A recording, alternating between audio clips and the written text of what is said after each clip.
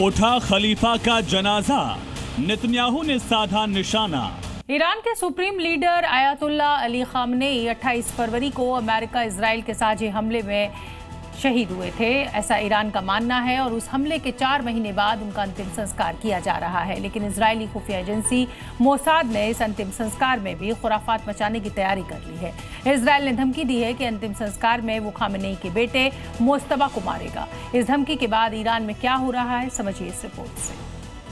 ये ईरान के दूसरे supreme leader ayatollah Ali Khamenei का ताबूत है, जिसकी पहली झलक ईरान में वहां दिखी जहां 28 फरवरी को उनकी शहादत हुई थी। आयतुल्ला अली खामनेई का अंतिम संस्कार, इसकी प्रक्रिया 4 जुलाई से शुरू होगी। ये ताबूत शहादत स्थल से उस जगह तक ले जाया जाएगा जहां उन्हें दफनाया जाना है। खामनेई का राजकीय संस्कार 6 दिनों तक चलेगा। उन्हें दफन करने की जगह तय कर ली गई है। ईरानी एजेंसियों का अनुमान है कि अपने सुप्रीम लीडर को अंतिम विदाई देने के लिए 6 करोड़ की भीड़ उमड़ सकती है। अपने सुप्रीम लीडर के प्रति ईरानी लोगों का समर्पण हमेशा से गहरा रहा है। 1989 में जब पहले सुप्रीम लीडर आयतुल्ला खोमैनी का जनाजा निकला था तो 1 करोड़ से ज्यादा लोग अंतिम यात्रा में शामिल हुए थे। लेकिन इस बार ईरान के सामने खतरा और चुनौती दोनों ही अलग है। पिता आयतुल्ला अली के जनाजे में टारगेट पर जूनियर खलीफा।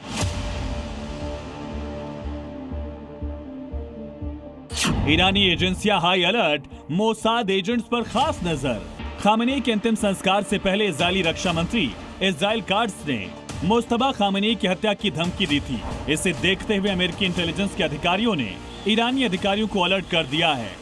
अंतिम संस्कार में अगर मोस्तबा दिखते हैं तो मोसाद के एजेंट्स उन्हें मार सकते हैं। अमेरिकी राष्ट्रपति डोनाल्ड ट्रंप को डर है कि अगर ऐसा हुआ तो पूरी पीस डील खतरे में पड़ सकती है और इजराइल यही चाहता है।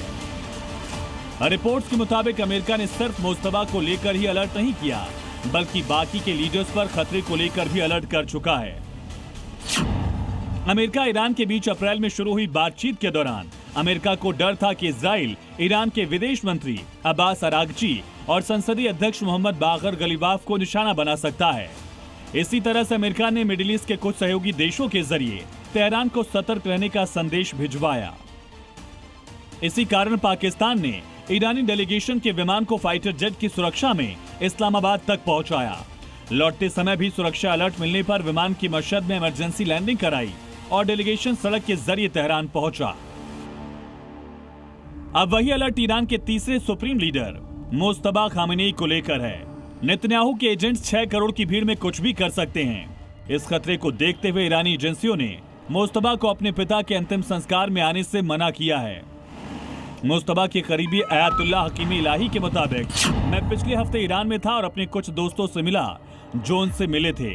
उन्होंने कहा कि वो बाहर आना चाहते हैं, वो लोगों से मिलना चाहते हैं, लेकिन सुरक्षा कारणों से उन्हें आने की इजाजत नहीं है। लेकिन मोस्तबा बार बार कह रहे हैं कि बहुत खतरनाक है, हम उन्हें सुरक्षा नहीं दे सकते।